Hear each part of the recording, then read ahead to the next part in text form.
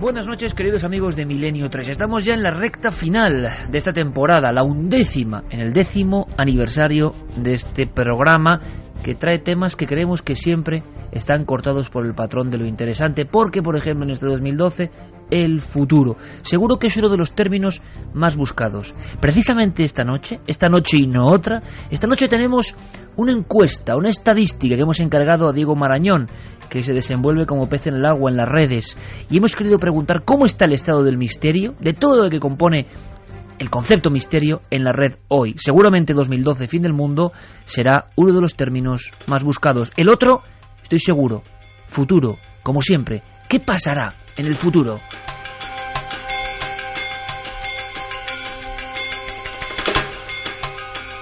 Porque desde el principio del tiempo, desde esas cavernas que siempre comentamos como epicentro y quizá raíz de todos los misterios, el hombre quiso saber cuál iba a ser su devenir, qué iba a pasar más allá. Siempre vivimos con la incertidumbre de que al día siguiente pueden pasar cosas insospechadas. La vida en el fondo es un enorme misterio y el futuro es uno de los conceptos que más asombran al género humano. Y podíamos unir incluso los dos términos, humano y futuro, porque hay una disciplina, una ciencia, una serie de personas que investigan intentando preguntarse, intentando descubrir cómo seremos, de qué material estarán hechas nuestras incluso proporciones antropomórficas. ¿Habrá elementos de la electrónica, de la tecnología que nos ayuden? ¿Nos convertiremos en cyborgs? Todo eso con luces y sombras viene siendo comentado a través de otro término que nos interesa y que esta noche vamos a intentar desbrozar para todos vosotros. Ese término sorprendente, enigmático, es transhumanismo, el ser humano del futuro. Y yo pienso que hay que prestar muchísima atención, Carmen, buenas noches. Buenas madrugadas, Iker. Porque en esto estamos todos metidos, no es una cuestión exógena, ajena. Hay cosas que si contásemos a tu bisabuelo o a mi bisabuelo, bueno, no lo creerían, imposible tener esta misma pantalla aquí enfrente, pero cosas ya que incluso forman parte de nuestro cuerpo y de nuestras posibilidades. Se habla de inventos increíbles, se habla de la visión casi de Superman, se habla de memorias acoplables a nuestro cerebro para saber todos los idiomas, todos los conocimientos, se hablan de trajes que parecen propios de los superhéroes, y todo eso que nos parece ahora increíble es igual de increíble que estas pantallas con información de todo el mundo hace 20 años. Sí, ¿qué está pasando? Algunos de ellos están ya aquí. Eso de la invisibilidad que todos decíamos, una capa para hacernos invisibles. La capa de pues Harry Potter. Que ya existe la capa de invisibilidad. Y hay un montón de cosas que veíamos en las películas de ciencia ficción que se están convirtiendo en auténtica realidad. De todo eso vamos a hablar. Precisamente en la radio, en otro lugar, en este programa Milenio 3, nació un concepto y un homenaje. Era visado para el futuro. Repentinamente yo recordé las emisiones ya de los años 70 de un maestro de la televisión, Luis Miratvilles, que hablaba de eso, visado para el futuro. De ahí Santiago Camacho, con su habitual inteligencia, construyó una sección de televisión donde íbamos contando lo que estaba por venir. Y era sorprendente, era alucinante. Lo que estaba por venir superaba en muchas ocasiones a cualquier tipo de historia fantasmagórica, y sin embargo muchas eran científicas. Esta noche hablamos de transhumanismo y hacemos este especial Ciencia y Misterio visado para el futuro.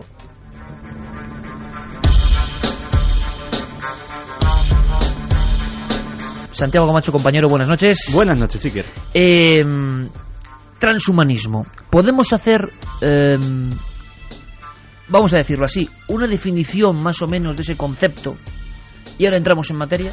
Claro que sí, porque en el fondo lo que vamos a hablar esta noche es de una trascendencia capital. Vamos a hablar de lo que se está pensando que sea la sociedad y sobre todo el ser humano del futuro. Y estamos hablando de un concepto filosófico, es una propuesta filosófica para el tercer milenio. Estamos hablando de que la historia de la filosofía no se acaba en el siglo XX con el existencialismo o el materialismo histórico o el positivismo, sino que en este siglo XXI también han surgido y van a surgir nuevas tendencias filosóficas que intenten modificar al ser humano y a la sociedad.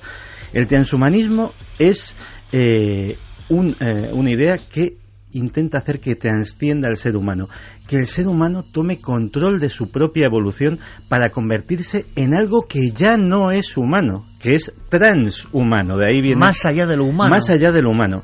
Y es una idea que tiene defensores, y algunos escucharemos esta noche, muy célebres, muy notables y muy inteligentes, y detractores igualmente reconocidos en el mundo académico. Francis Fukuyama, que por ejemplo se hizo célebre con su teoría del fin de la historia, que con toda la humildad yo creo que resbaló un poco, considera el transhumanismo la idea más peligrosa de la historia de la humanidad, porque precisamente es una idea que en último término lo que pretende es acabar con la humanidad, que la humanidad sea otra cosa. Y en cambio pues hay auténticas casi movimientos religiosos, como el movimiento extropiano, que dirige un personaje que se hace llamar Max More, que tiene también importantes seguidores en algunos centros académicos. Es una personalidad muy seguida en el mismo MIT.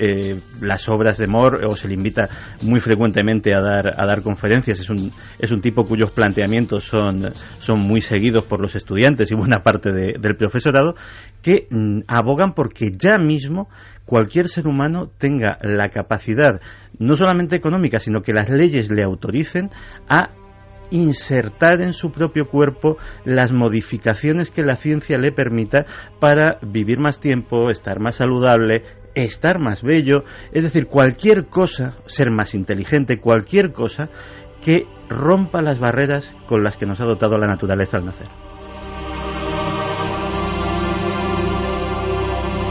Con Carlos Largo, Fermín Agustí y Jorge Martínez a los mandos de esta nave de sonidos y nave de profecía hacia el futuro, en este caso de visado hacia el futuro. El hombre es hijo de la naturaleza y el hombre llega a tener tal inteligencia, tal poder, que comienza a cambiar los designios naturales. ¿Es bueno o es malo? Hay una charla también filosófica en todo esto, evidentemente, que intentaremos tener. Es un programa muy especial porque desafiaremos a la muerte. Todos los seres humanos tenemos dos certezas únicas en nuestra existencia: que nacemos y que un día moriremos. Todo lo demás es incógnita.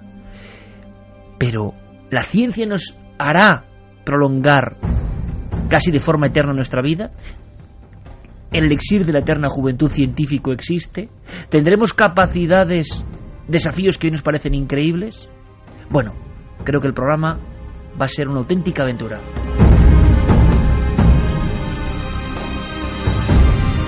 Milenio 3 en la cadena SER, y presento ahora mismo a otro de nuestros compañeros que se subió ya hace mucho tiempo a esta nave sin ningún tipo de temor a hablarnos de ciencia, pero de ciencia con misterio.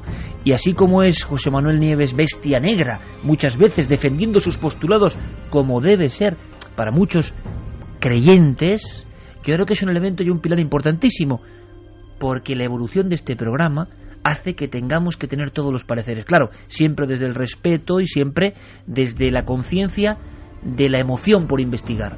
José Manuel Nieves es periodista, director del área científica de ABC, donde expone reportajes y lo demuestra diariamente, sensacionales, maravillosos, con la misión de que nos enamoremos del conocimiento y de que el misterio no está lejano, está ahí. Claro, tenía que estar en este programa junto a Santi Camacho, como porque Carmen y yo que íbamos a aprender, como espero todos vosotros, amigos y amigas, para contarnos qué está pasando en este visado al futuro y en el transhumanismo.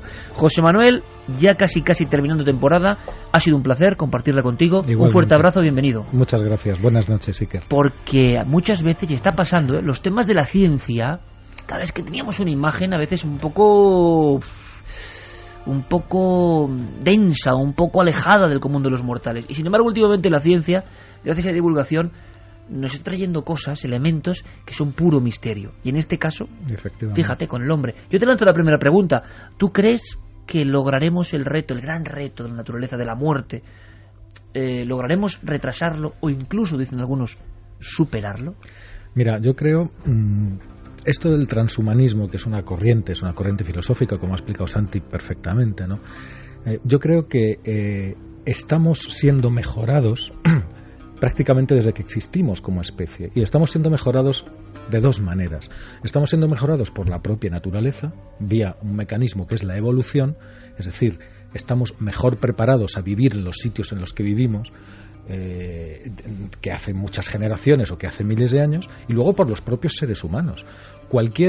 El ser humano, como cualquier criatura viviente, lucha por sobrevivir, por imponerse al medio.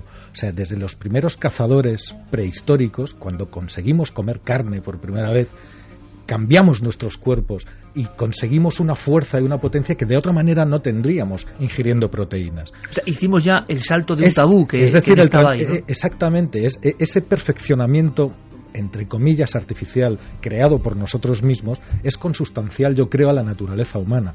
¿Qué es la historia de la medicina? Sino la historia por ir viviendo más cada vez. La historia de la alimentación, mejorando. No tenemos más que ver nuestros jóvenes de ahora que nos sacan la cabeza, o sea, nos damos cuenta en el transcurso de una vida. En los años 50, 60, los españoles eran bajitos y apretados. Ahora mismo tenemos los mejores jugadores de baloncesto, estamos a la altura de los europeos del norte. Es decir, eso también es modificación. La medicina ha salvado y sigue salvando un montón de vidas, prolongando un montón de vidas. Sigue permitiendo a los seres humanos vivir con enfermedades que ayer les hubieran matado y hoy no, pueden convivir con ellas. Y luego está la tecnología. La tecnología, evidentemente, también aplicada a todo esto que te digo, porque el desarrollo de alimentos es una cosa complicadísima. El desarrollo de instrumental médico, ahora mismo nos pasa, tenemos un dolor de cabeza, nos pueden hacer un escáner, que eso es física aplicada, o sea, es física cuántica. Nos están bombardeando con electrones, es decir, lo que hace el CERN en Suiza, en pequeñito, lo hacemos en los hospitales con fines curativos y con fines de perfeccionar, ¿no? Ahora, me gustaría simplemente, que luego lo comentaremos, dejar lo que he apuntado al principio, el tema de la evolución. Nosotros estamos intentando vivir en otros planetas. Imaginémonos por un momento que ya estamos viviendo en Marte. Las personas, si hubiera una colonia humana en Marte, cosa que es bastante probable que suceda en un futuro no muy lejano, esos seres humanos que vayan allí van a cambiar físicamente de una manera brutal y muy rápida. En muy pocas generaciones, esos terrestres adaptados a vivir en Marte no podrán volver a la Tierra porque se romperían, porque las condiciones de ese planeta, tal es la fuerza de la evolución puesta en marcha. Si consiguiéramos vivir alguna vez en Júpiter, imposible porque es un planeta gaseoso, lo digo solo por la enorme gravedad que tiene, nos bajaríamos de estatura enormemente, nos ensancharíamos muchísimo, porque la gravedad es muchas veces más fuerte que aquí en la Tierra.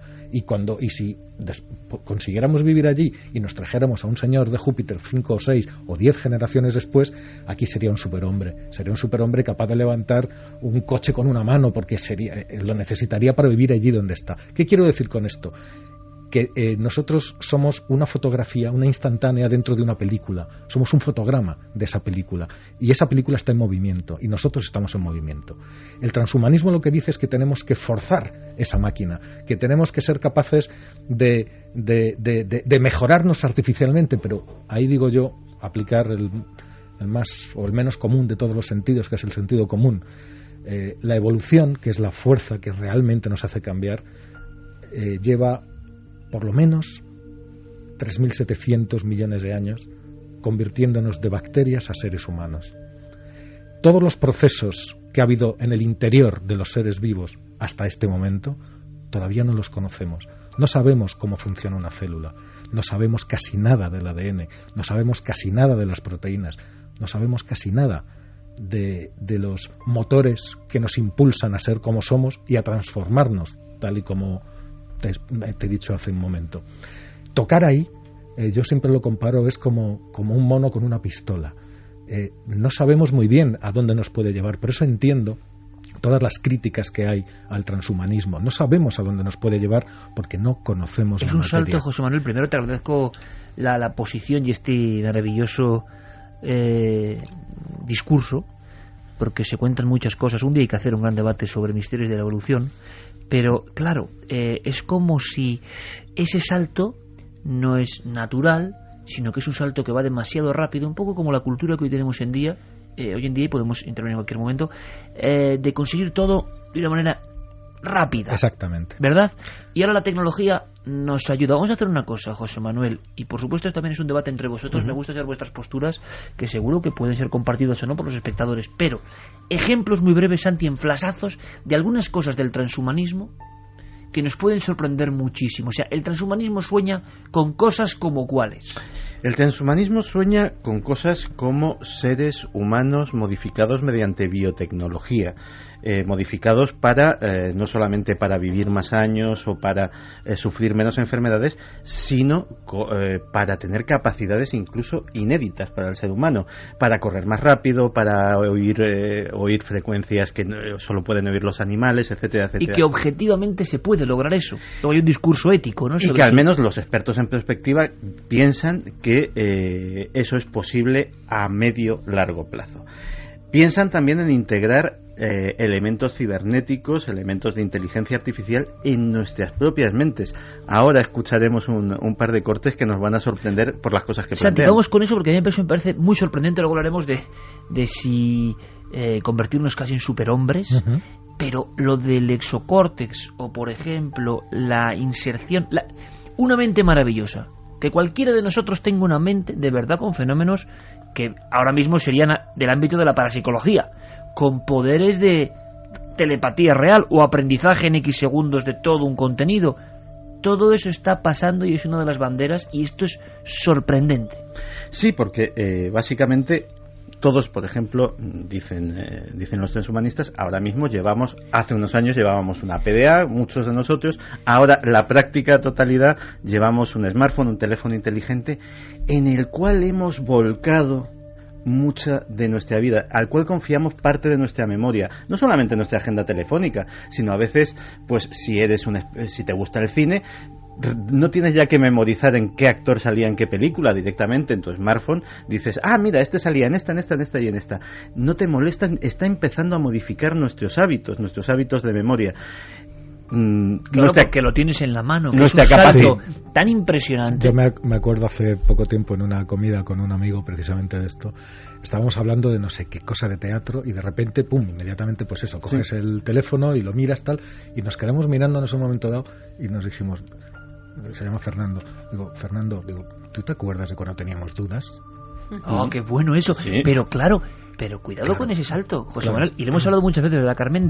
En la mano, entre comillas, ¿servirá de algo memorizar, como nos han enseñado a todos nosotros algunas cosas, cuando en la mano, en un dispositivo portátil, va a estar un porcentaje amplio de casi todo con un clic? Sí, la humanidad no se ha enfrentado jamás a eso. Es posible que eso lo puedas grabar dentro de un chip e insertarlo en el cerebro. De hecho, ese es el planteamiento. Se están haciendo cosas. Ahí va yo, a que la PDA, a que el smartphone termine dentro de tu mente. Pero fíjate, volviendo a ejemplos cotidianos como el que ponía José Manuel, claro, está muy bien mirar la alineación de un equipo de fútbol, el resultado de un partido, el reparto pero ¿cuántas veces los cuatro que estamos ahora mismo sentados a la mesa hemos estado compartiendo una comida con alguien? Y por la dinámica que sea, pues hay que pagar a escote.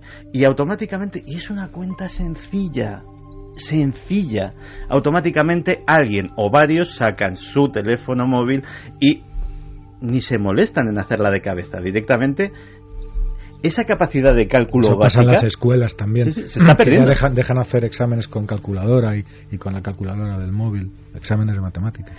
Pues mira, iba a saltármelo, pero os voy a pedir que me pongáis el corte 2. Os voy a presentar ya a uno que va a ser uno de nuestros cicerones en este camino. Raymond Kurzweil es un personaje notable a todos los efectos. Posiblemente, si la figura de Leonardo, tan querida por nuestro Javier Sierra, tuviera algún reflejo en la actualidad, sería la de este hombre. Es un hombre que es músico, que es escritor, que es científico, inventor, y una persona, posiblemente un gurú de la perspectiva. Muchas de las inspiraciones para hacer esa sección de Visado para el Futuro vienen de ideas de Raymond Kurzweil. Perspectiva es ir pensando en lo que está por venir, ¿no? Efectivamente. Para que te hagas una idea, él inventó el primer sintetizador, el primer sampler que sonaba realmente. Si querías un violín, sonaba violín. Si querías un piano, sonaba piano. Él inventó la primera máquina de lectura para ciegos, que ponías una página y te leía la página. Claro, enseñaba, decía, la primera tiene este tamaño, y era una fotocopiadora. Ahora ya hemos hecho un programa para un smartphone.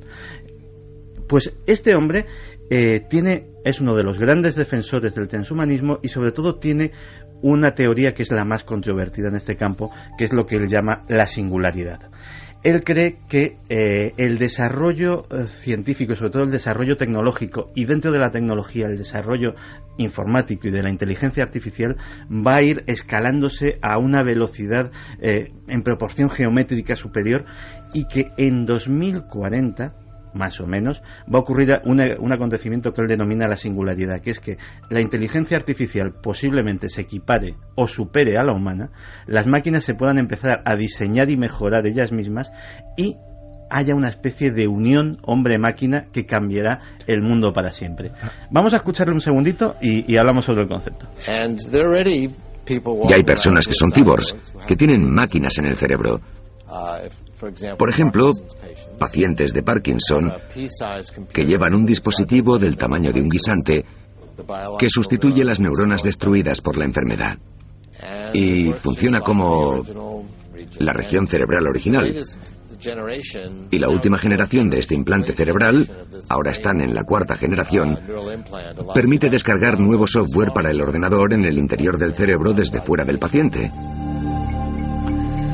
Esto es absolutamente inconcebible para muchos, estoy seguro. Esto es alucinante, y yo tengo hace mucho tiempo la sensación de que vivo en un mundo cuyo vértigo me ha superado, que puedes emplear hábilmente algunas cosas, pero que otras ya te han superado. Este programa es muy importante, el programa de esta noche es muy importante porque lanzamos la baraja hacia el futuro con cosas que, como creyeron muchos y luego se demostró, no son ciencia ficción, van a pasar. Ahora bien, el salto ese, José Manuel Santi, de insertar, hay algo que no acabo de entender, ¿cómo se interconecta una cosa biológica, es decir, una neurona de nuestro pensamiento, a un contenido tecnológico? Bueno, dos neuronas entre sí se conectan mediante electricidad, o sea que es muy sencillo. O sea, es energía eléctrica. Las neuronas, cuando hacen sinapsis, lo que están haciendo sinapsis es la unión de una neurona con otra a través de los dendritos, que son los filamentos que salen de la neurona y que se conectan en una red neuronal.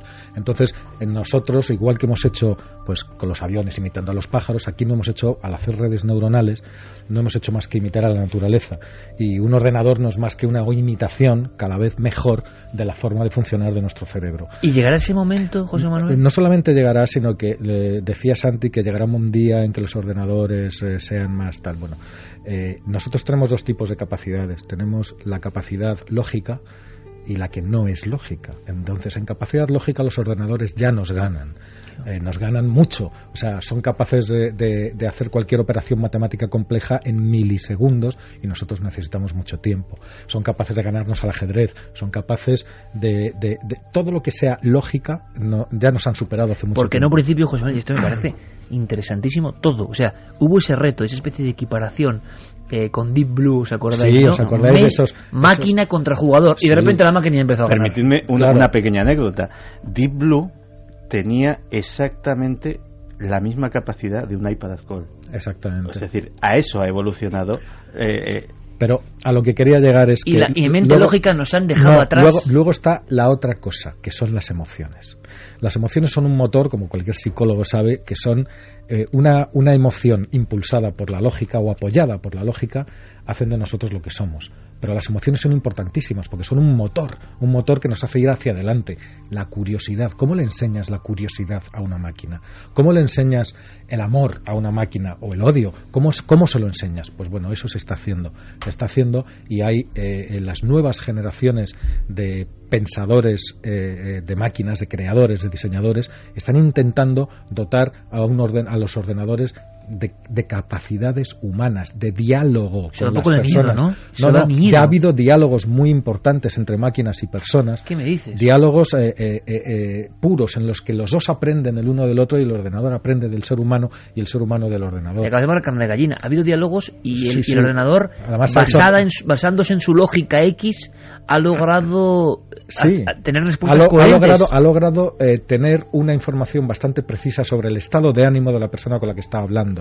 Y entonces de lo que se trata es precisamente de conseguir que además reaccione en consecuencia. Es decir, el ordenador de mañana, y todavía no estamos hablando de transhumanismo, sino de cosas que vamos a tener en nuestras casas dentro de poco tiempo, cuando entremos en casa sabrá si estamos enfadados, si tenemos fiebre, si hemos tenido un mal día, si venimos alegres, si hemos comido mucho o poco.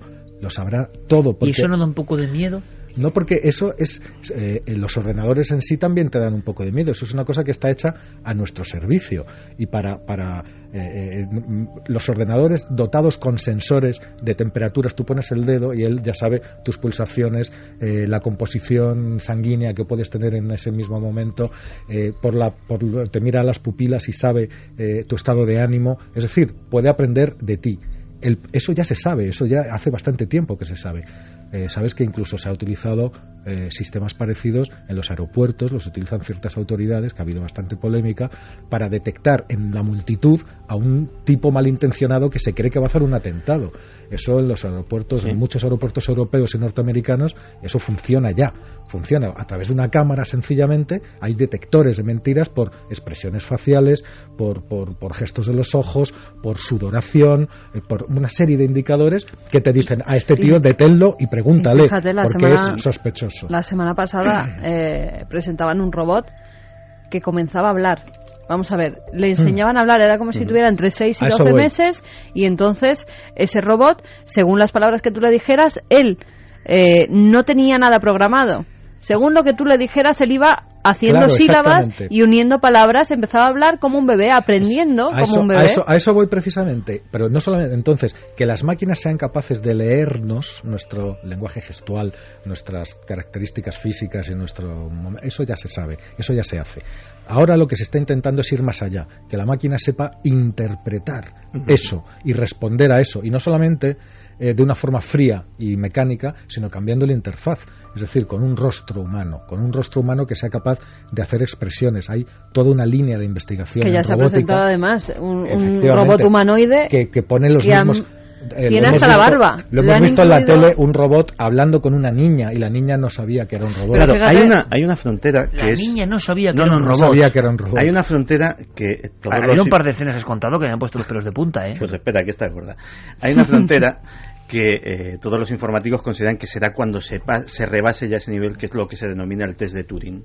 El test de Turing lo diseñó Alan Turing, que es uno de los pioneros de la informática, y era básicamente que decía: si un ordenador puede engañar a un 30% de las personas que interactúan con él y creer que están chateando, que están hablando con una persona, básicamente esa inteligencia artificial se puede considerar genuina, se puede considerar auténtica inteligencia, porque ha pasado ese baremo. Todos los años se convoca un premio bien dotado económicamente, al que informáticos de todo el mundo llevan sus prototipos, llevan sus programas, para someterse a el escrutinio de una serie de expertos y ver si consiguen, de expertos muy versados, que se saben todas las trampas y de hecho les mezclan humanos para hacer la prueba.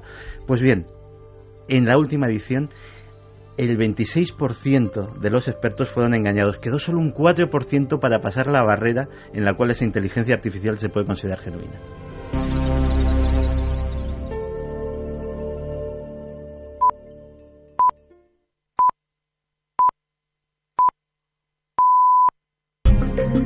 Transhumanismo, límites de la ciencia, visado para el futuro. Muchas personas me dicen: ¿qué miedo da el tema X de la casa que pasa no sé dónde? O el aparecido. No, a mí esto es lo que... Ha habido 2 o 3 escenas ya que, como soy humano, y seguramente humano primitivo comparado con lo que estamos contando, a mí me ha producido un escalofrío un par de cosas que han comentado nuestros amigos. Y nosotros vamos a seguir, hay que saberlo todo de este campo maravilloso y a la vez terrorífico. Porque José Manuel nos contará, José Manuel Nieves, el umbral también, ¿no? Hay un momento en que una cosa es aprovecharse de lo externo y otra es, ¿verdad, Santi? Implementar eso o convertirnos en híbridos entre tecnología y carne. Pequeña cosa. Me decía Carmen, a través de un aparato tecnológico, esta tableta que ya forma parte de nuestras vidas, como para explicárselo a los antiguos, ¿no? Y todo en un dedo. Como decía José Manuel, cuando teníamos dudas, ¿no? Ahora pulsa a Carmen con su huella dactilar y sale una información donde hay dos hombres, parecen dos hombres, pero no lo son. Gemelos. Y es como una foto muy gráfica para lo que estamos contando. Sí, además el titular dice robot humanoides listos en 10 años. Pues Henry Dercheif es este señor que ha hecho un clon de él, un robot humanoide, pero hasta tal punto es tan exacto a él que le ha puesto a dar una conferencia como si fuera él, y los alumnos no se han dado ni cuenta, tan solo dijeron que estaba un poco rígido su profesor aquella tarde. Pero nada nadie más. supo la verdad. Nadie supo la verdad. Ha hecho la piel exactamente igual, con las mismas arrugas que él. Han puesto pelo a pelo de su barba, ¿Y pelo la voz? humano. ¿Ha dado Y la una voz charla? lo mismo, ha dado una charla. Lo cual no dice mucho de la atención de los alumnos, por cierto. Bueno, José Manuel, pero es que risas luego, aparte, sí, pero es es que luego nos impresionante. puede ocurrir, Sí, que es sí, que sí. no ha habido algún Claro, robot pero de decía estos. que lo ha probado también, por ejemplo, en reuniones donde la gente sabía que le ibas a presentar un robot y que han entrado, han saludado a los No, dos y no sabían puede cuál ser. era el Mira, robot. No, de en hecho, Japón- hay un experimento Sí, no puede que es ser. el Cyberlover. Crearon un programa que se hacía pasar por un chico o una chica y que se metía en chats de gente buscando pareja. Arrasó, o sea, persona a la que tocaba, persona que se la llevaba de calle. Era una cosa absolutamente increíble y ninguno de los que estaban chateando con esa Y persona no era humano. Y no era humano, sospechaba que estaba Mira, hablando los con que una están máquina. más versados o los que están más emocionados con esto son los japoneses, que tienen dentro de su cultura, yo creo que serán los primeros en tener robots domésticos, en tener robots para todo y en enviar sustitutos robots a determinadas tareas que en lugar de uno mismo, ¿no? Y entre las investigaciones para la conducta del robot, para cómo se tienen que portar, están sometiendo a una serie de robots de última generación a charlas. Charlas, pues es como, pues sabes cuando la típica imagen del psicólogo que se sienta y hace una terapia de grupo en el que todos van contando sus experiencias y van preguntando y tal. Bien, pues están haciendo eso con los robots, mezclándolos con humanos, para que vayan absorbiendo y viendo las reacciones y ven cómo se comportan en ese entorno psicológicamente humano. Pero José Manuel, esto que está pasando está dejando atrás a Pero- películas bastante recientes sobre el hipotético mundo de Yo Robot, y están dejándolo atrás ya. Bueno, yo no diría tanto porque lo que están es lo que te decía antes, estamos en términos generales, ¿no? Los humanos estamos enseñando a los robots a sentir. Luego tienes toda una parafernalia de películas y libros de ciencia ficción que te dicen lo que podría pasar cuando eso Sí, suceda, ¿no? la eterna rebelión, ¿no? Sí, que sí, claro, el adolescente que se revela, que es una cosa normal, cuando ellos lleguen a la edad, a la etapa de adolescente y se rebelen contra sus creadores, contra el padre, ¿qué tal? Tenemos el cine lleno, ¿no? Pero a lo mejor no es necesario llegar a eso, pero que de lo que no me cabe ninguna duda, porque además ya lo tenemos ahí, y hay incluso algún laboratorio sobre robótica y sobre inteligencia emocional de robots muy bueno en España, hay alguno muy bueno en Barcelona, que si quieres podemos hacer alguna cosa con ellos, ¿no? Que están enseñándoles emociones a los robots, a controlar sus emociones, a medir sus emociones. Pero claro, José Manuel, permíteme, esto es como el gran salto que pensábamos inconcebible en nuestro sentido espiritual y ético. ¿Por qué? Tú lo has dicho muy bien al principio, la lógica. En lógica nos superan ampliamente. Claro. En prestaciones nunca vamos a correr como un coche ni a pensar como un ordenador. Pero ay, amigo, cuando lo más profundo del alma humana, que es la emoción y el pensamiento, la espiritualidad o ese libre albedrío que tenemos, esa conciencia, la conciencia, se pueda trasplantar, ahí hay como una cosa, una barrera que nos parece como inconcebible, y por otro lado damos un poder impresionante a esas cosas. O sea, el ser humano, el que pintaba en el castillo de Altamira, el milagro de esta especie, sí, es que está llegando casi a reproducirse tecnológicamente, pero con mayor capacidad. Bueno, fíjate, ¿qué es en el fondo? ¿Qué es un trasplante? Un trasplante de órganos. ¿Qué es ponerte un corazón que no es el tuyo? Para que te sigas viviendo. De acuerdo, que eso no es tecnológico, pero ¿sabes la tecnología que hace falta para hacer eso? ¿Qué es coger la piel de un animal y ponerla en lugar de la tuya porque te has quemado el 90% o el 80% del cuerpo para que sigas viviendo? O sea, ¿qué es todo eso? ¿Qué es hacerte una transfusión de sangre, de ese fluido vital sin el cual no podemos hacer absolutamente nada? O de médula ósea, más todavía. ¿Qué es todo eso? Esos son formas... es verdad que son orgánicas, pero no tienen por qué, aun siendo orgánicas, no tienen por qué ser menos transhumanistas.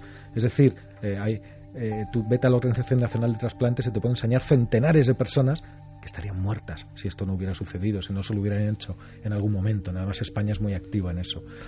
En cuanto a la tecnología, hay una rama que es la llaman la bioinformática, pero eso no sustituye una conciencia, no, sino que te da a tu propia conciencia, te puede ayudar, igual capacidades nuevas. Sí, igual que te está ayudando la tableta, que la tienes en la mano, externa a tu cuerpo, o el teléfono, el smartphone, o el ordenador, o la radio y la televisión, que también son inventos, igual que te ayudan, bueno, puedes miniaturizar esos circuitos, esos receptores, y interiorizarlos para que se comuniquen directamente con tu cerebro, para que te puedan dar, pero yo eso no lo veo ni misterioso, y lo veo además bueno, lo veo deseable, porque bueno, una operación de ojos, ¿no? Porque hay centenares y centenares y centenares de personas por ahí que van con cristalinos artificiales. Yo soy uno de ellos, por ejemplo. Yo no vería nada si no tuviera cristalinos artificiales, porque esta cosa del periodismo pues te quema la vista, y yo la tenía quemada desde hace ya unos cuantos años, y como ves no llevo ni gafas, ni lentillas, ni nada. Eso es, he mejorado mis ojos, perfecto, y ojalá pudieras mejorarlos todavía mucho más, ¿no? Entonces cada vez habrá cosas que te ayuden a mejorar capacidades o a mejorar la memoria. ¿Por qué no la memoria? Aunque tenemos una memoria que es infinitamente superior a la de cualquier ordenador. Es decir, no hay ningún ordenador que sea capaz de procesar la complejidad que procesa el cerebro humano. Eso sí que es un enorme enigma, ¿no? Claro, hay más neuronas en el cerebro humano que estrellas en la galaxia, y eso es así por número, y no sabemos cómo interactúan entre ellas ni en base a qué patrones maravillosos. Por eso digo, y decía al principio, que a ver dónde tocamos, que cuidado dónde tocamos. Pero todo lo que sea bioinformática, es decir, utilizar tecnología para mejorar los miembros artificiales. Hace poco veíamos en todos los telediarios a un atleta ganando una carrera con piernas artificiales. Bueno, eso me parece maravilloso. Pero vamos a hacer una cosa, hagamos un salto de barrera, eso está claro, relativamente claro y aceptado, ¿no? También está clarísimo, claro, el enigma de la conciencia humana y de cómo es posible que todavía ni nos aproximemos a ese milagro extraño que hay dentro y que de alguna forma surgió. Pero yo voy a que ese milagro extraño del cerebro y las neuronas, tantas como estrellas en la galaxia, se hiperconecten con un chip. Santi lo he contado de una forma muy gráfica y me gustaría que los oyentes lo supieran, porque yo ya lo sé, porque me lo contó. ¿Qué es? Imaginaste una tienda, fue absolutamente, yo creo que descriptivo. Una tienda donde nosotros dentro de X años entraremos a comprar ¿qué, Santi? Veremos una serie de pendrives, por ejemplo, ¿no? Sí, y podremos posiblemente comprar, vamos a verlo como una librería. Es una librería donde tú te compras un curso de piano, donde tú te compras un curso de inglés, donde tú te compras un curso de fontanería. El único problema es que no tienes que leerlo. Directamente eso podría ser un software volcado en tu mente, gracias a esos sistemas de bioinformática de los que nos estaba hablando José Manuel. Eso es lo que hacían en Matrix. Efectivamente, pero también eso puede conducir a nuevos peligros y hasta a nuevas adicciones sociales o nuevas formas de sociedad. Pero eso estamos en el umbral de conseguirlo, Santi, dispositivos para conectar memoria en nuestro cerebro. Se está trabajando. El gran problema ahora mismo es que Matrix es un buen ejemplo. En Matrix lo que se estaba pensando es en un enchufe, algo directamente que conectase el exterior con el sistema nervioso central y poder hacer ese volcado. Eso es dificilísimo. No imposible, o sea, se está trabajando en ello, pero dificilísimo. Los interfaces cerebro-máquina con los que se trabaja ahora son de inducción. Es decir, lo que hacen es un mapeado, es un gorro, para entendernos en términos, y hacen un mapeado de las emisiones electromagnéticas del cerebro, las interpretan y a su vez, por inducción, pueden ellos mismos generar ondas que modifiquen ese mismo funcionamiento cerebral. En ese tema se está mucho más avanzado. Son esos robots que, por ejemplo, ahora mismo están ayudando, esos brazos mecánicos que están ayudando a personas que están tetraplégicas, o son esos joysticks ultra sofisticados que nada más tienes que colocártelo en la cabeza, y algunos juegos muy sencillos pues los puedes controlar con la mente. Eso ya no es ciencia ficción. Pero eso del curso entero de inglés o de... Y meterlo, mira, teóricamente eso es posible. Mira, es posible. Ahora mismo te voy a decir, por ejemplo, esto se ha hecho, por eso te lo voy a contar, que se ha hecho hace poco tiempo además, pues mediante esos métodos que estaba describiendo Santi tan estupendamente, han sido capaz de transformar en imágenes los pensamientos de una persona. Tú párate a pensar lo que es eso. Es decir, yo tengo un recuerdo, me enchufan a una máquina y ese recuerdo aparece en imágenes sobre una pantalla. Sí, la pura ciencia ficción, tantas veces referida, bueno, pero eso, tantas veces considerada imposible. Claro, entonces si tú eres capaz de interpretar esos impulsos eléctricos que están en tu memoria y de hacerlos revivir y de transformarlos en algo que sea inteligible para otras personas, utilizando los sentidos nada más, pues a través de ese mismo canal también podéis introducir otras cosas. Bueno, podríamos pensar en recuerdos falsos, que también, pero cualquier otro tipo de conocimiento también podría ser introducido si ya tienes el canal a través del cual eres capaz de extraer algo comprensible. Se ha abierto esa puerta, por lo tanto se puede utilizar en doble sentido. Se está abriendo, sí, se está abriendo. Me vais a permitir que dé paso a un corte, al corte número 3, que viene al pelo sobre todo lo que está contando José Manuel y nos va a abrir todavía una vía de debate más apasionante de hasta qué punto puede cambiar la sociedad esa tecnología. Además, cuando queramos crear una realidad virtual, los nanobots desconectarán las señales procedentes de nuestros sentidos reales y las sustituirán por las señales que el cerebro recibiría si estuviéramos realmente en el entorno virtual y sentiremos realmente que estamos en ese entorno virtual. Y no solamente será visual o auditivo, también táctil. Implicará todos los sentidos, tan real como la realidad. Y no tendremos por qué tener el mismo aspecto. Podremos tener la apariencia de otra persona en un entorno de realidad virtual. Será como Matrix. Pasaremos mucho tiempo en entornos virtuales. Creo que alguna vez, Santi, esto provoca fascinación y como temor, ¿no? Es como si ya estamos imaginando un futuro lejano donde, claro... No, lejano nada. De lejano nada. Hay, en realidad virtual hace más de 10, 15 años que se están haciendo pruebas maravillosas. Y yo he presenciado alguna y son alucinantes. ¿Cómo cuál? Pues por ejemplo, había te hablo ya, fíjate, esto está ya muy perfeccionado seguramente, pero te hablo de finales de los 90, el 99, 98, 99, se hizo un proyecto entre 10 universidades del mundo, 10 departamentos de informática, y el proyecto se llamaba Cyberpolis, que era ciudad virtual. Entonces lo que habían hecho ha sido crear un entorno en el cual se poblaba con avatares. Los avatares son esas figuras que no son nadie, pero muchos de esos avatares sí respondían a personas físicas que estaban en su avatar.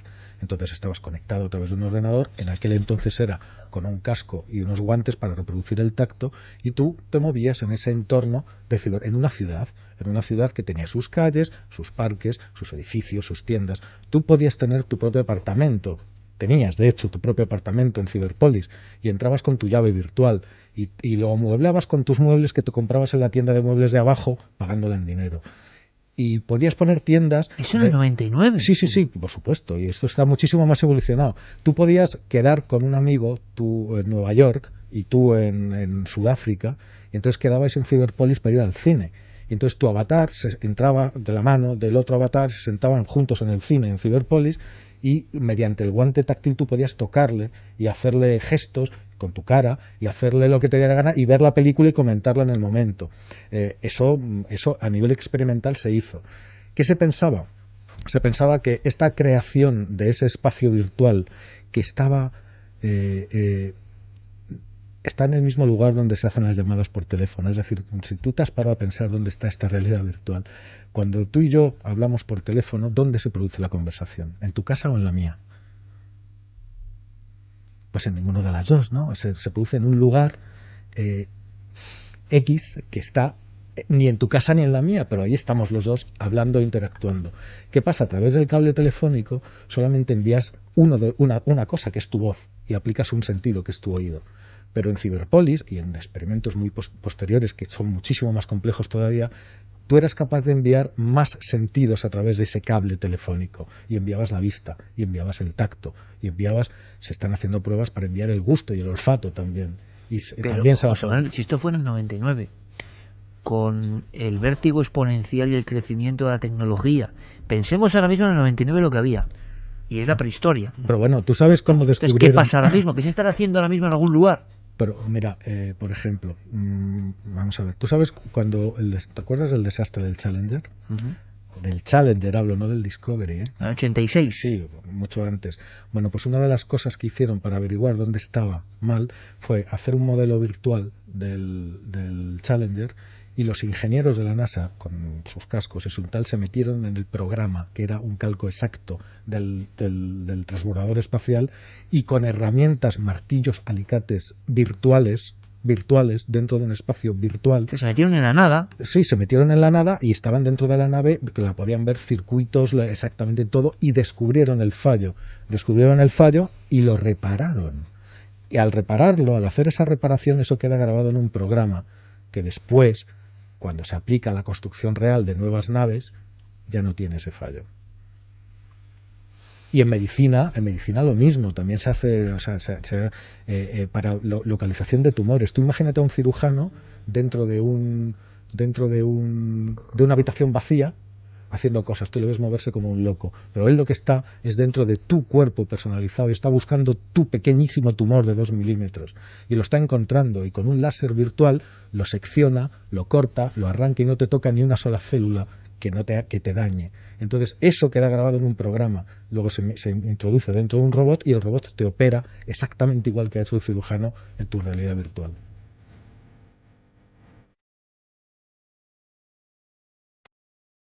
Sin duda, esta noche tan especial, en este visado para el futuro, habrá muchos ojos como platos en toda España y todo el mundo.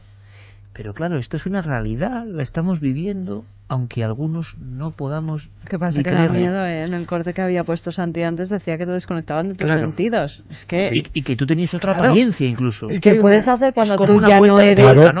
Cuando tú ya no eres el que controla tus sentidos, ¿qué pueden hacer contigo? Tú en Ciberpolis podías elegir ser blanco, negro, alto, bajo, gordo, flaco, poner la ropa que te diera la gana. Claro, pero cuando te descontrolan tus verdaderos sentidos y te ponen otros diferentes, te pueden hacer que mates a alguien y tú no seas consciente. Hay una pregunta muy interesante, bueno, eso ya estamos que como José Manuel dice, efectivamente los avances en realidad virtual son muy amplios, y uno se pregunta por qué la mayor industria de entretenimiento que existe actualmente, que es la del videojuego, no los ha aprovechado.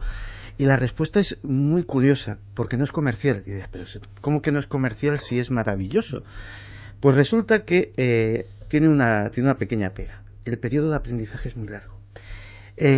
Y los efectos secundarios muy desagradables. Hasta que te acostumbras a la realidad virtual hay desorientación, cefaleas, se puede llegar a un mareo que produzca el vómito. Es que estás en otro mundo. Efectivamente. Y tu cuerpo percibes otro mundo. Y tu cuerpo percibe que eso es extraño.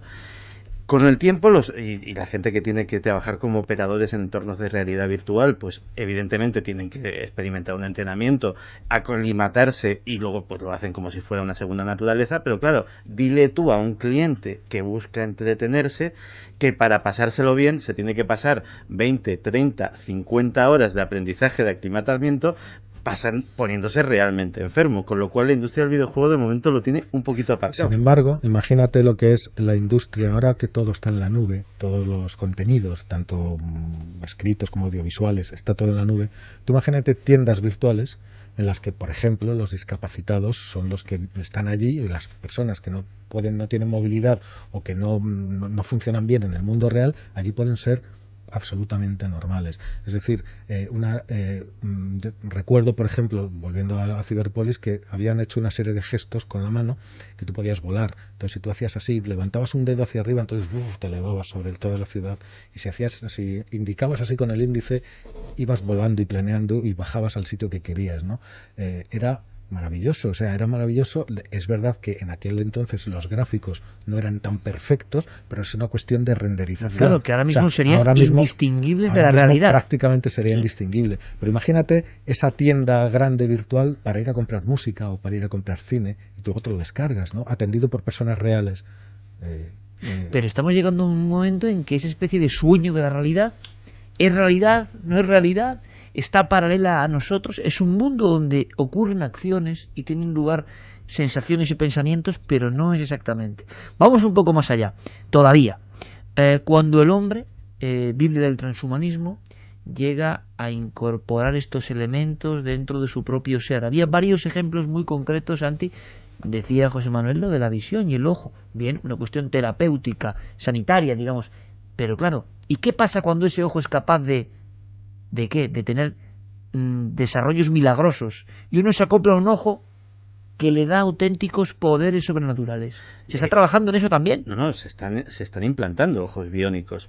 Hay personas que de otra forma estarían completamente invidentes, que a día de hoy pueden, gracias a ojos biónicos que son carísimos de momento, pueden ver bultos, distinguir colores, incluso leer letras de cierto porte y distinguirlas. Los expertos dicen que eso ahora mismo evidentemente es un parche que a esas personas les soluciona la vida de una manera increíble, es eso o la ceguera, pero que dentro de muy pocas décadas la capacidad visual de uno de esos ojos biónicos será exactamente igual a la humana, y que en poco tiempo después posiblemente estén en condiciones de crear algo mejor, de crear ojos con teleobjetivo, de crear ojos con infrarrojos, claro, y para los oídos lo mismo. El implante coclear. Claro, para los oídos lo mismo. Está la tele llena de anuncios de cosas que te colocas en el oído y escuchas lo que no oyes cuando con el oído normal, eso, ¿no? Implantado dentro de tu oído, claro. Sí, claro, pero todo eso, a mí todo eso me parece muy bien. Todo eso, incluso ese tipo de extensiones, ¿no? Sí, son todo ventajas, es decir, es como antes para saber la hora tenías que mirar al sol o calcular las estrellas, ahora miras desde hace 100 años miras a la pulsera, a la mano y tienes un reloj, ya ni eso, miras al móvil y ya lo tienes, es algo por lo que nadie se preocupa. Si a ti te quitan el móvil y el reloj, probablemente te cueste mucho trabajo saber en qué hora estás. Bueno, pues antes estaba hablando incluso también, no sé dónde lo he leído o lo he escuchado, los síndromes de abstinencia incluso cuando no le quitan un móvil. Sí, claro, porque estamos depositando tantas funciones y tantas capacidades que al final, te privan de eso de repente y te cuesta. Bueno, yo todo eso te digo, me parece muy bien. Ahora, hay otra cosa que contempla el transhumanismo que yo tengo ya más dudas, ¿no? Que es la genética. Evidentemente la genética, que es otro gran campo del conocimiento y que ya sabemos, conocemos las letras del alfabeto, pero no sabemos formar palabras, ni frases, ni mucho menos, ¿no? Ni por supuesto escribir libros. Conocemos las letras del alfabeto, pero sabiendo las letras del alfabeto tenemos a un señor o a un niño que apenas sabe leer y tenemos a Shakespeare. Es decir, la diferencia es gigantesca, ¿no? Entonces tenemos que saber cómo esas letras se combinan y cuáles son las mejores formas de que esas letras se combinen para crear mensajes que pueden ser bellos o no. Entonces, si nosotros empezamos a mezclar esas letras, diría que casi al azar, es para decir, hacer probaturas, claro, ¿no? Sin conocer muy bien qué es lo que estamos haciendo ni qué consecuencias puede tener para la frase siguiente o para la palabra siguiente, que al final son funciones, pues podemos acabar muy mal, y algunas de las críticas al transhumanismo van por ahí. ¿Y crees que se está haciendo en algún lugar? Lo decíamos hace unos instantes. Con animales sí se hace, por supuesto. Hay un experimento que es fascinante, que es que los genetistas en ratones empezaron a modificar un gen, el NR2B, que codifica un tipo del receptor del glutamato que sabían que tenía cierta influencia en el desarrollo cerebral. De los sujetos resultantes, el más prometedor le llamaban Dewey, porque había una serie que se llamaba Dewey Browser, doctor en medicina, que era un niño que iba a la facultad, un niño superdotado.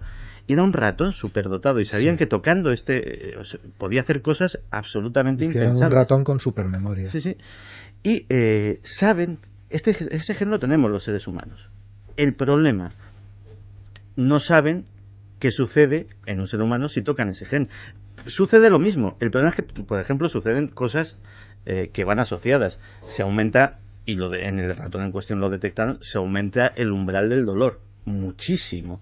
O sea, mejor dicho, se disminuye. Es decir, cosas que tú no sientes como dolorosas, empezarías a sentirlas como dolorosas, como un efecto.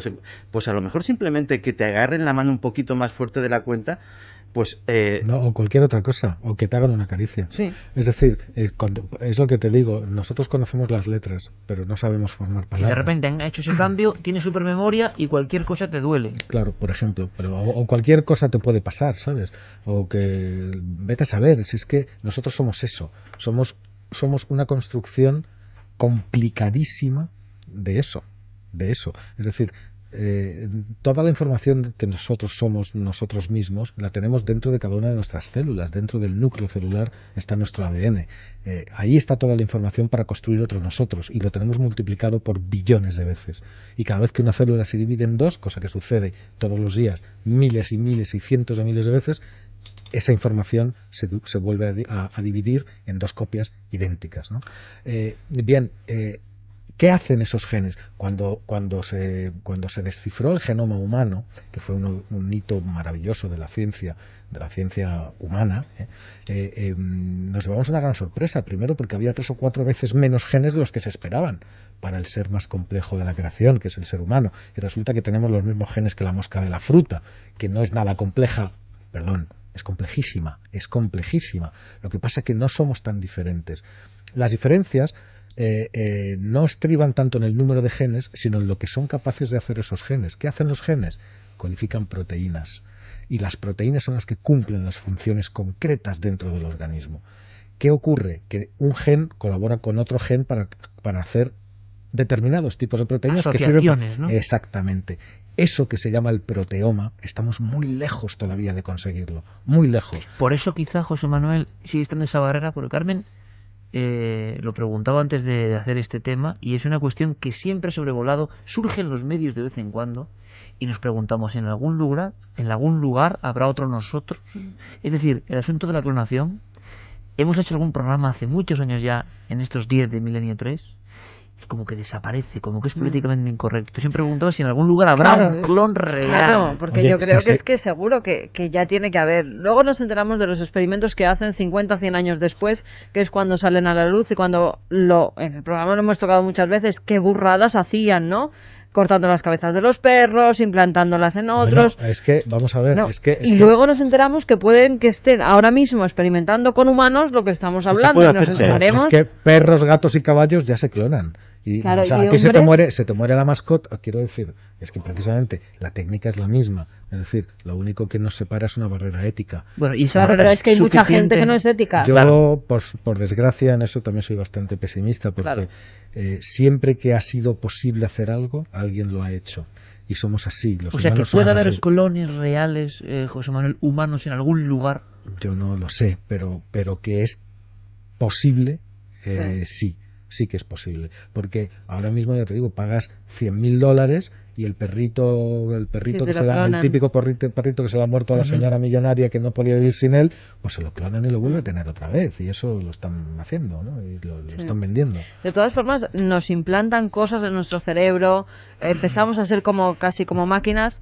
Y estamos hablando en otros programas de llamaradas solares que hace que los móviles se desconecten todos. Entonces, ¿qué haríamos? Nuestros cerebros se desconectan todos con una llamarada solar y todo se va al garete. Hombre, Tanta tecnología para nada. Empezamos a depender de ondas electromagnéticas sensibles. Porque es un problema que si nos lo encontramos ya con las máquinas que utilizamos, cuando lo tengamos dentro de nuestro cerebro, va a acabar con todos nosotros. Algunos pensarían en un mensaje postrero de la naturaleza, en plan Dr. Frankenstein, ¿no? Descontenta con la criatura. Hemos querido jugar a ser dioses y... Claro, ahora lanzo una llamarada y desconecto todo este mundo, tan frágil por un lado, tan maravilloso por otro, porque a mí me sigue sorprendiendo muchísimo, José Manuel Santi, que esta especie esté logrando estas cosas. Por ejemplo, yo muchas de las cosas que se están contando aquí no tenía conciencia de que estaban ya en marcha, y uno se queda absolutamente asombrado. ¿Sabes lo que pasa? Que hay que relativizar, Iker. Hay que relativizar esto, porque a nosotros nos parece, y a mí soy el primero, siempre lo he dicho, además, que me parece maravilloso que una criatura tan pequeña en un lugar que es la Tierra, tan pequeño en un sistema solar que es tan pequeño dentro del todo, haya conseguido con su cabeza, con su cerebro, abarcar la totalidad, o por lo menos una parte importante de esa totalidad. Ahora bien, tenemos que tener esta perspectiva. Nosotros todavía no hemos tenido éxito. No hemos tenido éxito como especie todavía. No somos nada. Somos muy poquita cosa. La vida en la Tierra tiene como casi 4.000 millones de años, 3.700 millones de años. Durante los 3.000 millones primeros de años, la vida eran bacterias, que son los auténticos reyes de la creación. Siguen siendo actualmente, porque cuando los organismos complejos, los pluricelulares, los que se hacen de más de una célula, y las bacterias son de una sola, fueron un experimento de la naturaleza que empezó hace 600, 700 millones de años y que irradió hacia todo lo que nosotros podemos, los insectos, los crustáceos, los peces, y más tarde los mamíferos, las aves, los dinosaurios, todo eso. Pero todo eso es una excepción dentro del reino de las bacterias, que es en el que estamos. No nos olvidemos que estamos en el reino de Arquea, y Arquea son las bacterias, no nosotros. Nosotros, los seres pluricelulares. Es decir, para que esto tenga éxito, bueno, y dentro de la historia de los seres pluricelulares, nosotros ocupamos la última palabra del último renglón, porque acabamos de llegar aquí. O sea, los humanos estamos recién hechos. Para que podamos decir que tenemos éxito y cómo estamos teniendo éxito como especie, primero deberíamos de ser capaces de vivir en más lugares de donde vivimos.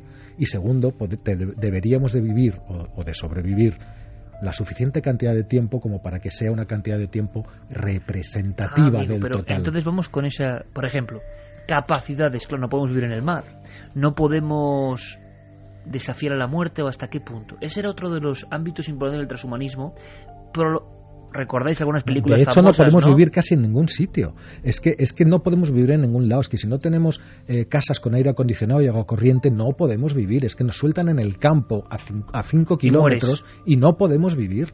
No en el mar, en la tierra. No podemos vivir si hace mucho calor. No podemos vivir si hace mucho frío. Pero muy frágil. Ahora bien, ¿os acordáis de aquella película? ¿Cuál era la de Noriega, Eduardo Noriega y Amenábar? Abre los ojos. Abre los ojos, exactamente. Año 97, si no recuerdo mal, o por ahí, y ya se habló de Life Extension y aquellas agencias que estudiaban el tema de la longevidad. Es otro de los ámbitos que va a interesar muchísimo a nuestro público. ¿Qué está pasando con la eterna juventud y la longevidad? Hay una cosa muy clara. Cuando uno ve las revistas, ve los periódicos, ve la televisión, el mensaje constante es que no se puede envejecer. El mensaje constante es que esta especie tiene que ser encima bella, perfecto aspecto, siempre joven. Bueno, evidentemente la ciencia o estas corrientes han tomado buena nota. Y está el desafío, desafiar a la muerte, desafiar al tiempo. Santi, ¿qué se está logrando para que tengamos una información a este nivel? Porque esto me da para debatir, ¿no? Pues la verdad es que ese es otro de los grandes desafíos y efectivamente, pues aparte de la investigación genética, y hemos hablado algunas veces de la telomerasa y de esa carrera por entender esa proteína que se va acortando cada vez más en cada división celular, pues aparte la ciencia está buscando atajos o caminos alternativos para de alguna manera artificial intentar mantener la maquinaria lo más óptimamente posible y hacerla durar el mayor tiempo posible. Y uno de los más apasionantes, y vamos a poner el último corte de esta noche de Raymond Kurzweil, es precisamente el ligado a la nanotecnología. Pero lo importante es que empezaremos a ponerlos dentro de nuestros cuerpos y cerebros para mantenerlos sanos. Tendremos nanobots, dispositivos del tamaño de glóbulos rojos que nos mantendrán sanos desde dentro. Si esto suena muy futurista, déjame decirte que hoy en día ya hay docenas de experimentos que lo han hecho con animales, con la primera generación de dispositivos. Los científicos trabajan para curar la diabetes de tipo 1 en ratones con dispositivos del tamaño de un glóbulo rojo. Pronto empezaremos a controlarlo. Hay ya un dispositivo de este tamaño que puede detectar las células cancerígenas y destruirlas. Máquinas diminutas en nuestro cuerpo para hacernos vivir mejor y por tanto buscar la barrera de vivir más tiempo. Sí, totalmente cierto. Ahora, yo con esto habría que tener un cuidado. Yo lo explicaría con un ejemplo. Tú imagínate que tienes un coche viejo y que tienes un coche que es viejo, que tiene 30 años el coche. Y ese coche, como le quieres mucho, pues le pegas un remozado y le cambias la carrocería y le pones una carrocería de Ferrari y le pones un motor de un Ferrari. ¿Qué pasa? ¿Tienes un coche nuevo? No. ¿Por qué? Porque seguramente te fallen los frenos, te falle la suspensión, te fallen 20 sistemas del coche que te hacen que ese coche, por mucho que parezca que lo has renovado, no lo has renovado. Con los nanobots hay que tener mucho cuidado porque somos capaces de hacer una renovación integral, no solamente de una o de X funciones que sean aparentemente buenas. No solamente, fíjate que solo con la prolongación de vida, sin tecnología de por medio, la que ha habido en el último siglo, nos han aparecido un montón de enfermedades nuevas. Enfermedades como el Alzheimer, que antes no se sabía lo que era y que ahora no se sabía lo que era. Pero los nuevos daños colaterales de vivir más tiempo. Exactamente. Entonces estamos preparados a hacer eso. Además tiene unos. No hemos hablado de los costes sociales que puede tener el transhumanismo una vez que se aplica, pero muchas de las críticas vienen por ahí. Primero, deshumanizar al hombre hasta una hasta un extremo en el que ya es algo artificial y muy difícilmente humano, por un lado. Luego, ¿quién es capaz de aprovechar todos estos logros y todas estas nuevas tecnologías? Si vemos ahora mismo, los smartphones los tiene una minoría de la gente, aunque no hagamos más de hablar de ellos. La mayoría de las personas no tienen smartphones.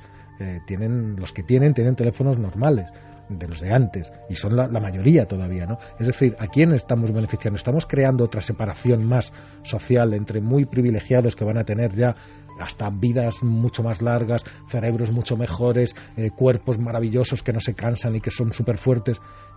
Ojo, que podemos crear una nueva casta. Aunque esa división ya existe entre los diferentes mundos, ¿no? Bueno, pero en lugar de paliar esas diferencias, que vamos a profundizarlas. Claro, sí, habrá un eslabón mucho más grande. Es muy interesante, ¿por qué? Porque habrá una sociedad que acceda a esos cerebros con memoria prodigiosa, a esos cuerpos que casi no envejecen o que viven 300 años, que parece mentira, pero ¿cuánto va a costar eso?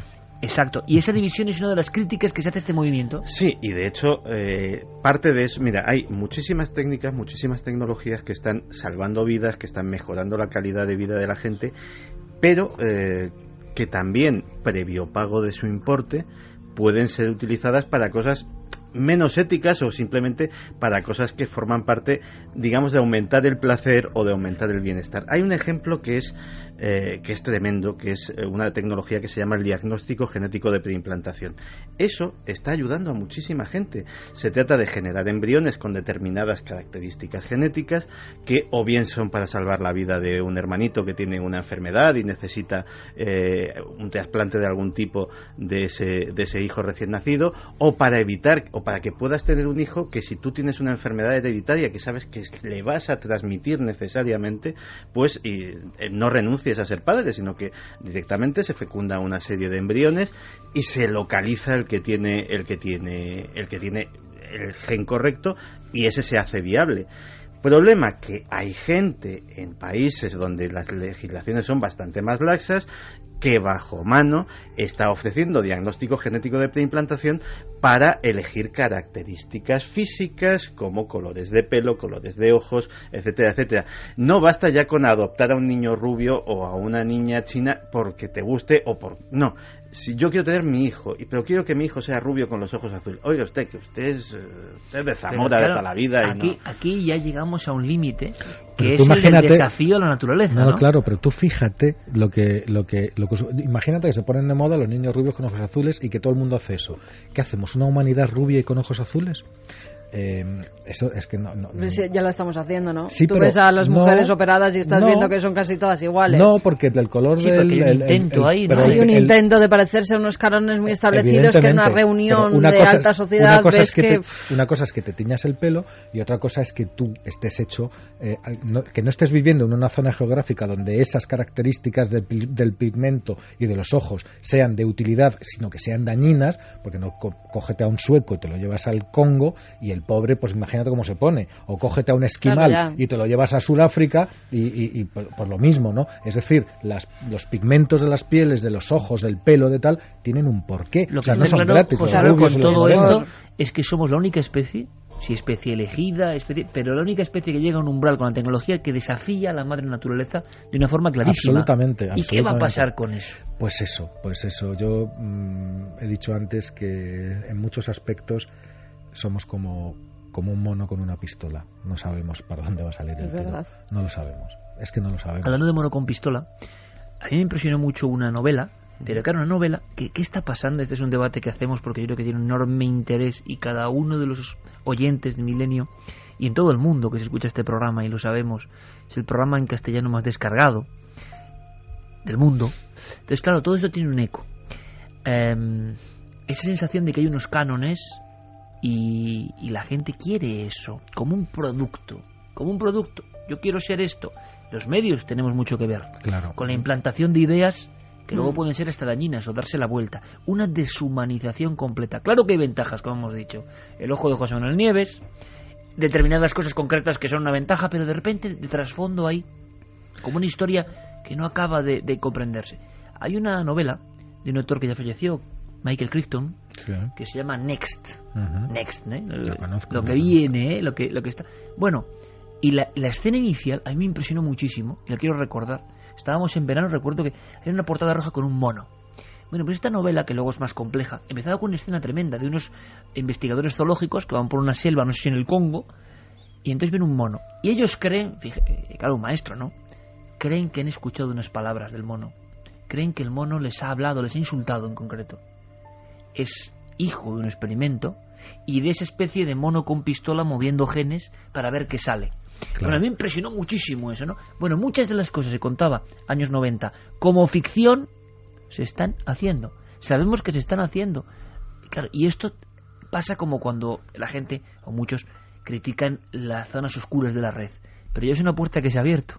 Hay que tener muchísimo respeto. Yo lo único que digo, y lo seguiré diciendo esto, es que tenemos que tener un respeto extremadamente grande por la complejidad que somos. Tenemos que ser conscientes de que somos lo que somos mediante unos sistemas complejísimos que han tardado muchísimo tiempo en llegar a ser lo que son. Con prueba y error. La naturaleza también hace prueba y error. O sea, ¿cuántas especies humanas ha habido? Solamente queda una, que es la nuestra. Fíjate qué responsabilidad. Y nosotros la vamos a tocar. No sabemos cómo hemos llegado hasta aquí. No sabemos muy bien todavía cómo funcionamos. No sabemos muy bien muchísimas cosas. Pero hemos llegado a esta posibilidad de manejar claro el que propio hemos llegado, futuro. Claro que hemos llegado. Y de hecho lo estamos haciendo. Fíjate, mucho antes de que se hiciera la manipulación genética con plantas, los agricultores sabían hacerlo cruzándolos. Y sabían obtener variedades cruzando, haciendo esquejes que los clavaban en un... Bueno, eso es biotecnología. Lo que pasa que no era de laboratorio y con células, pero eso, sabemos cruzar perros desde muchísimo antes y hacer razas nuevas de perros desde muchísimo antes de hacerlo en un laboratorio y simplemente sabemos hacerlo. No lo hemos y hemos de alguna manera también hemos desnaturalizado al hombre, porque le hemos quitado con toda nuestra sociedad, aparte a medida que nuestra sociedad ha ido avanzando, le hemos ido quitando al ser humano sus capacidades de sobrevivir en la naturaleza. Y además es una sensación, José Manuel, muy interesante, y ahora iremos con la parte más oscura quizá, o quién está siendo vanguardia en todo esto, que evidentemente hablamos ya del mundo militar también, ¿no? El mundo militar ha tenido, digamos, una unión con la tecnología, el transhumanismo, porque interesa también, vamos a ver en qué sentido, pero también está la sensación flotando, yo no sé si estaréis de acuerdo, de que en este mundo donde todo es producto, en este mundo donde todo es fácil, todo se compra, también queremos comprarnos a nosotros mismos, es decir, el niño rubio con ojos azules, sin saber que hay milenios, miles y miles de años y más de evolución, de complejidad, y queremos tener el producto de catálogo. Claro. Convertir la humanidad en una humanidad de compra por catálogo puede ser el peor error que ha tenido esta especie, y quizá ahí sí que haya un fin importante. Es una de las críticas precisamente al transhumanismo, ¿no? Que podría ser precipitar el final de la especie humana, ¿no? Yo no sé por qué, fíjate, me está viniendo solamente, ¿eh? O sea, que ese fin del mundo no es una profecía, no es un desastre ni siquiera, que puede ser, sino es la vanidad tremenda, la escalada absoluta del autocontrol de la especie humana, que acaba autoextinguiéndose buscando no sé qué. Mundo militar, Santi, ¿qué es lo que quedaba? Santi nos contaba en el tema del transhumanismo que había incluso incorporaciones de ese software para crear superhombres que evidentemente en los ejércitos tenían un buen papel. Sí, de hecho, hoy estamos muy cinematográficos, vamos a hacer una referencia que conocerán todos nuestros oyentes, Iron Man. Pues actualmente DARPA, la Agencia de Proyectos Avanzados de la Defensa estadounidense, está trabajando en exoesqueletos, en trajes de combate que den capacidades sobrehumanas a las personas que los visten. Super fuerza, super velocidad, invulnerabilidad a las balas. Hay filmaciones, y lo podrán ver nuestros amigos en internet, por ejemplo, de algunos de estos exoesqueletos que hacen pruebas los soldados de coger unas pesas de 120 kilos, hacer 500 flexiones con ellas, y lo dejan no por agotamiento, por aburrimiento, de decir, oye, ya está bien, que 500 flexiones pues ya es suficiente. Eso es lo que existe ahora a nivel prototipo, que sepamos, es decir, lo que han desclasificado, lo que muestran para decir, mira qué bien lo hacemos. No sabemos lo que tienen en los hangares, pero sí sabemos, gracias a estos proyectos de DARPA, hacia dónde quieren ir. Y el futuro en ese sentido es tan increíble como que en un momento en que no haya combate, en que no estén en una misión, sino estén en un campamento haciendo cosas rutinarias, el soldado podrá deshacerse de su exoesqueleto, dedicarse a sus tareas y el exoesqueleto autónomamente hacer las suyas propias sin necesidad de que el soldado lo opere. Eso puede ser una tecnología que, como todas las que hemos visto, puede significar un aumento de calidad de vida. Y vuelvo a pensar en este caso en los tetrapléjicos, personas impedidas de todo tipo, que podrían volver a andar, podrían volver a moverse, porque esos exoesqueletos además actualmente se están manejando con interfaces neuronales, se están manejando con esos gorros de los que habíamos visto antes y están reaccionando al sistema nervioso del no hay unas palanquitas con las que se mueven, ya no hay unos joysticks como hacía 10 o 15 años, sino que ya realmente se mueven a la vez. El dibujo de esta humanidad, este mismo soldado que con un gorro y en actividad neuronal maneja un exoesqueleto que como si fuera un fantasma de hierro o de no sé qué, va vagando por ahí, es que nos parece, o sea, se ha superado la ciencia ficción y ya no hay vuelta atrás, es la apariencia que da. José Manuel, en algún hangar, y tú eres un hombre escéptico, tú eres un hombre científico, pero eres un hombre que sabe del misterio de las cosas desde la perspectiva científica. Se ha hablado mucho y se ha fantaseado mucho con lo que guardan ocultamente los ejércitos, los poderes fácticos. Yo me pregunto, escuchándoos y viendo todo esto y comprobando todo esto, muchas de las películas o fantasías de determinados hangares secretos ocultar pruebas de todo esto, pues tienen que parecerse mucho a lo que nos han narrado tantas veces. Tiene que haber pruebas, prototipos, cosas que superen cualquier imaginación. Sí, prototipos seguro que hay muchos. Fíjate, a mí me gustaría llamar la atención es que, claro, todas estas prospecciones hacia el futuro que hacemos inevitablemente desde el presente, porque no lo podemos hacer de otra manera, sin embargo hay algunas que tienen más posibilidades que otras. Y te voy a decir cuál va a ser, según yo creo y muchísima gente cree, que además es que estamos abocados a que sea eso. Tú fíjate, es una revolución tecnológica tan grande la que tenemos encima, que no nos hemos dado cuenta todavía. Es como cuando pasamos de la edad de las grandes planchas de hierro y del acero y tal, a la de los circuitos electrónicos, y pues una cosa parecida, y es la de los materiales blandos. Esos nuevos materiales que lo van a hacer absolutamente todo. Tú ahora mismo, cuando tenemos un ordenador en la mano, cuando tienes un teléfono móvil, tienes una pieza dura que siempre es lo mismo. Es decir, lo dejas encima de una mesa y aunque lo dejes un mes, cuando lo cojas sigue siendo exactamente el mismo objeto fabricado con troqueles, sólido y duro. Bueno, imagínate que en lugar de eso tienes en la mano un material que cambia de forma. Una lámina que la puedes enrollar como si fuera un tubito, que la puedes desenrollar a un muy grande tamaño para que sea una pantalla muy grande, que la puedes doblar 4 o 5 veces sobre sí misma para que tenga el tamaño de un móvil actual, que la puedes dejar encima de una mesa para que interactúe y se convierta absolutamente en otra cosa, y todo eso gracias a la nanotecnología que lleva dentro. O sea, magia, me estás hablando de magia. No, te estoy hablando, ¿no?, de tecnología. Yo he visto algo ya parecido a eso.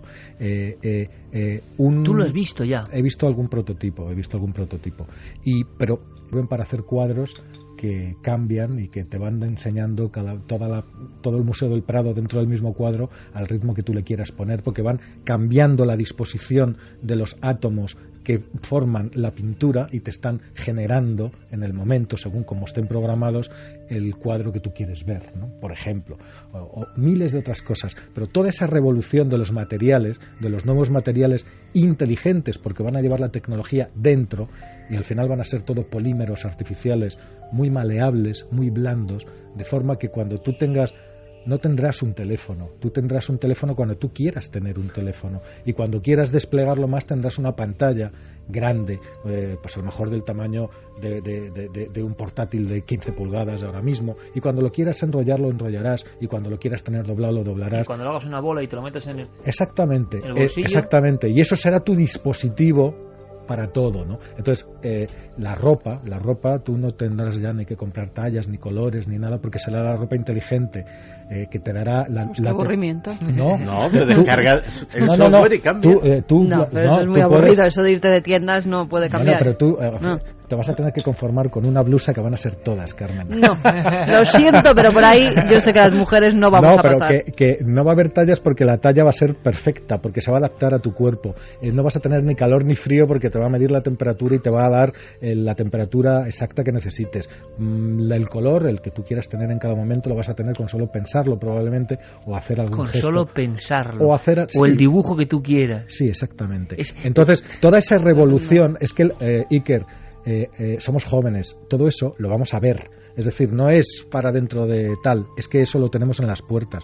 En una década estamos viendo esto que te estoy diciendo. En una década, y en una década lo vamos incluso a comentar. Y yo lanzo otra pregunta en esta especie, nunca mejor dicho, visado para el futuro, que seguramente Carmen y yo, más como oyentes y muy interesados, pocas veces tantas sorpresas en un mismo programa, ¿no? Sorpresas hasta para los arquetipos de pensamiento que tenemos dentro, porque hay cosas que dices, es inconcebible, o sea, no puede ser, y te cuentan cosas que tú no estás preparado para entenderlas, pero ya están. Y la gran pregunta es, todo el mundo está muy interesado, 2012, fin del mundo, esa es la gran cuestión, ¿hacia dónde va esto? La opinión de nuestros dos expertos, ya casi como colofón. ¿Esto es hacia la gloria de la especie, hacia la supervivencia de la especie, hacia la coherencia de la especie, hacia la bondad de la especie que supera la maldad, o al revés, hacia la autodestrucción, y una autodestrucción además muy gráfica, ¿no? Porque esto es como una bomba que al final no tiene salida si se utiliza para mal? Depende de nosotros porque vamos a tener las herramientas para hacer el mundo... Claro, depende de nosotros, ya lo sabemos, pero tu opinión personal, tal y como ves el programa y lo que conocemos del ser humano. Personalmente puede traer una conmoción social increíble, es decir, por primera vez el ser humano va a tener la capacidad de modificarse como individuo, pero de modificarse como individuo a niveles muy íntimos, es decir, de dejar... Por ejemplo, de dejar de ser tímido o de tener celos tomándose una pastilla. Es decir, de modificarse lo que es... cosas que no entendemos, en su propia esencia. No es posible, es posible. Sí, o sea, al final se acabarán localizando los neurotransmisores que determinan prácticamente todas las emociones y, yo quiero vivir perpetuamente enamorado. Pues posiblemente alguien lo sacará legalmente o como droga ilegal, un neurotransmisor que te tendría perpetuamente en ese estado tan bonito. Ilegal y penalizado mucho, tendría que ser, vamos. Sí. hablamos de un cambio radical, no en tecnología, no en genética, un cambio en las leyes de la vida. En las leyes de la vida, pero es que hemos estado hablando de cosas muy físicas, pero por eso he puesto ese último ejemplo, es decir, no solamente de nuestro cuerpo ni de nuestro cerebro entendido como hardware, como maquinaria, sino de nuestras propias emociones. Posiblemente nos sucederá que dentro, igual que un ciudadano del siglo de oro, si se presenta ahora mismo en la Gran Vía, pues realmente posiblemente enloquecería. Yo creo que ese estado de confusión lo que ha hecho es acelerarse, y que posiblemente si sin previo aviso, sin haber vivido esa evolución, nos colocan en la Gran Vía de dentro de 100 años, nosotros ya no seríamos capaces de entender absolutamente nada. Programa de filosofía de la ciencia y del futuro, y lanzando muchas ideas. El colofón, José Manuel, ¿hacia dónde va todo esto? Intuición. Sí, yo creo que estamos en el umbral de algo, de otro cambio, de ayudas, tanto tecnológicas como médicas, como biológicas, que nos pueden ayudar en ese camino. Yo siempre he sido muy optimista en cuanto a las capacidades del hombre. Espero que seamos capaces de superar esto, porque de eso no lo hemos contado, pero la Tierra se nos acaba. Y se nos acaba, tiene fecha, eso tiene una fecha de caducidad.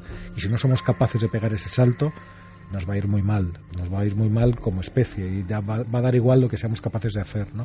Porque vamos a estar en un mundo yermo y muy desierto y muy muerto, ¿no? Entonces estamos en ese momento, y toda esta tecnología, todo este transhumanismo nos tiene que ayudar, nos tiene que servir para ser mejores y hacer ese cambio radical que necesitamos para seguir en este universo. Desafiando la profecía. Nosotros hemos hecho este debate y esta puesta, este arsenal de nuevas ideas impresionantes. Nosotros no lo conocíamos. Estoy seguro que muchísima gente tampoco lo conoce. Son cosas que quedan como fuera, que aparecen de vez en cuando en los medios de comunicación, pero que no son muy habituales. No profundizamos en ellas, no tomamos conciencia de lo importantes que son y que ya están aquí. Fíjate, o sea, que aunque tú no quieras, ya están aquí. A mí, con todo lo que han contado, me ha llevado a pensar. Nosotros excavamos tumbas de hace 3.000, 4.000 años y nos encontramos con ajuares preciosos, llenos de oro, de momificaciones perfectas. Cuando abran nuestras tumbas se van a encontrar con silicona, con chips y con plástico. O sea, va a ser una conmoción total, ¿no? Pues sí. Fíjate, unas cosas tan bonitas que se descubren y las que se van a descubrir con toda la tecnología que tenemos nosotros. Unos dispositivos, seguro, que serán como un mensaje, como una botella de cristal hacia el futuro y que quizá no se puedan interpretar. La sensación es que estamos viviendo en un tiempo de aceleración, ¿verdad? Constante. El transhumanismo solo es una pieza más. Yo quiero agradecerte, José Manuel Nieves, pues toda esta temporada y la demostración gráfica. Ahora vamos con muchas más cosas que comentaré enseguida. Ahora viene Diego Marañón con su estudio y tendremos dramatización, o sea, un poco de todo, antiguo, moderno. La red es importante, haremos un repaso de los misterios en la red, ni más ni menos, que además indican muchas cosas y que generan mucho debate. Pero quiero agradecerte, José Manuel Nieves, que además hace poco hice mi propia estadística, y el doctor Cabrera y José Manuel Nieves y después Enrique de Vicente son los visitantes más asiduos de Cuarto Milenio esta temporada. Hice la pequeña estadística porque vamos a hablar de estadísticas del misterio. Y eso significa que José Manuel, no solo como debatiente, sino como portavoz de la ciencia, pero con esta apertura de miras, con este entusiasmo, con esta sorpresa, esta fascinación, pues ha encajado perfectamente. Y que la ciencia tiene sitio habitual en la nave del misterio, porque pocas cosas tan sorprendentes, tan maravillosas, tan misteriosas. Así que yo te agradezco toda la labor, José Manuel. Muchísimas gracias, y que continuemos y que desafiemos a la profecía, de verdad. Ahí estamos. Gracias, muchos más éxitos. Feliz verano, compañero. Feliz verano. Gracias. Atentos al sol, por cierto, y a sus llamaradas, que seguimos con tanta precisión y tanta noticia. Nosotros enseguida regresamos después de los servicios informativos y ayer se me ocurrió eso, encargarle a Diego Marañón, nuestro hombre de la red, un estudio. ¿Cuáles serán los términos que más inquietan al gran público mundial? ovnis, profecías, fin del mundo, tormenta solar. Luego haremos apuestas. ¿Cuáles son los divulgadores sobre los que más se busca en el mundo o en nuestro país? ¿Qué temas de los que hemos tocado han llegado a calar más según la estadística? ¿Qué temas están muriendo? ¿Qué temas ya no tienen ese interés? En fin, yo creo que va a merecer muchísimo la pena. Es el gran estudio estadístico Diego Marañón como colofón a esta sección que él ha ido protagonizando esta temporada, Milenio Red. Pero es que la red, sus números, las descargas, las audiencias, generan un mapa. Y ese mapa va a ser el mapa del misterio que seguro nos va a hacer aprender muchísimas cosas. Continuamos de inmediato en Milenio 3.